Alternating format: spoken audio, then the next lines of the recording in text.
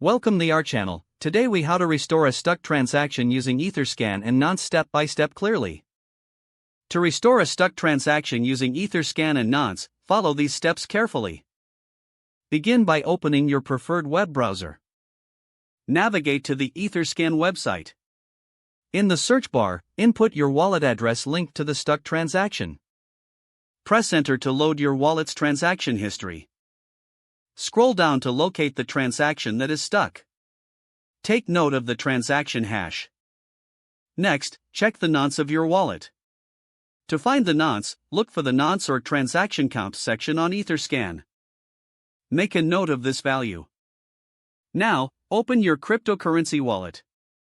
Within your wallet, initiate a new transaction. Set the recipient address to your own wallet address. Enter a small amount of Ether to send. In the fields provided, manually input the saved nonce value. Adjust the gas price to a higher value to ensure faster processing. Review all entered information to confirm accuracy. Once you are satisfied, confirm the transaction.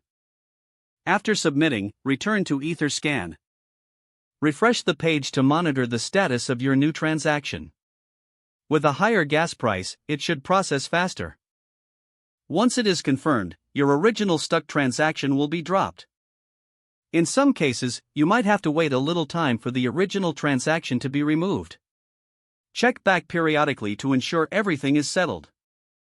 Congratulations, you've successfully restored your stuck transaction using Etherscan and Nonce. If the page does not load, refresh the browser or try again in a private or incognito window. Make sure you are using the correct email address, then retype it carefully to avoid small typos.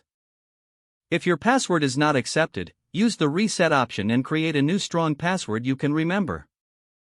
Don't forget to like this video and subscribe to our channel for more step-by-step tech guides.